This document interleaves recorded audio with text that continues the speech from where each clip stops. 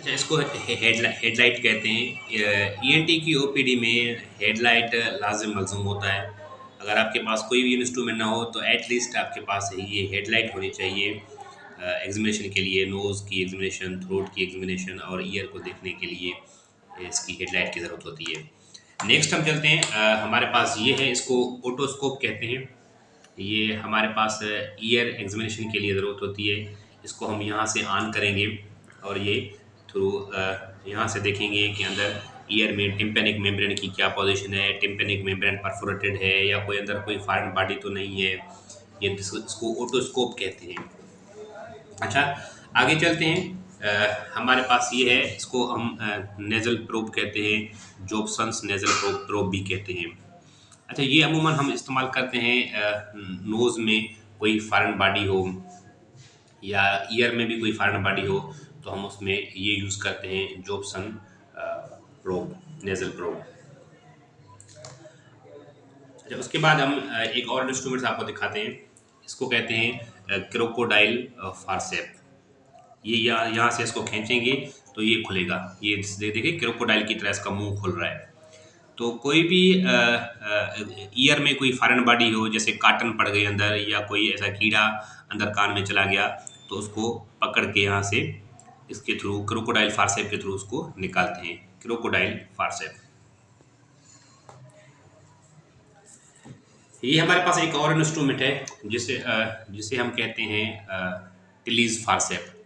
ये अमूमन हम नेज़ल पैकिंग के लिए यूज़ करते हैं। नेज़ल पैकिंग हम तब करते हैं जब पेशेंट हमारे पास प्रेजेंट होता है एपिस्टेक्सिस के साथ, या हम नोज़ की कोई सर्जरी करते हैं, सेप्टोप्लास्टी या पोलिप निकालते हैं, तो उसके बाद हमें नेज़ल पैकिंग की नीड होती है, तो हम थ्रू टिलीज फॉर्सेप उसकी नेज़ल पैकिंग करते हैं।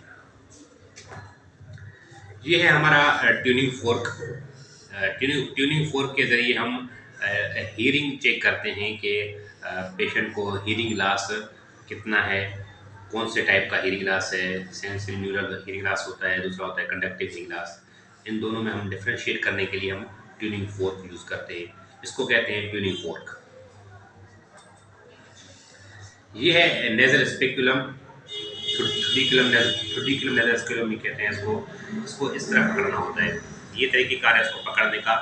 ये आप अपना इंडेक्स फिंगर का उसको पकड़ के ये इसको इस तरह पकड़ के इस तरह होल्ड करते हैं। ये इसकी होल्डिंग का तरीका है, ट्यूडिकुलम नेज़ल स्पेकुलम। एक हमारे पास एक और भी नेज़ल स्पेकुलम है, इसको कहते हैं क्लियंस नेज़ल स्पेकुलम। ये भी इस तरह होता है, इस तरह ओपन होता है, क्लियंस नेज़ल स्पेकुलम। इस तरह ओपन, ये क्लोज। अच्छा, एक और इंस्ट्रूमेंट है हमारे पास, मुख्तलिफ टाइप के होते हैं। ये इसको कहते हैं ईयर स्पेकुलम। जब ईयर की एग्जामिनेशन की नीड होती है तो हम ये उसके ईयर स्पेकुलम के थ्रू उसकी एग्जामिनेशन करते हैं। ये है हमारे पास टंग डिप्रेसर, इसे टंग डिप्रेसर कहते हैं।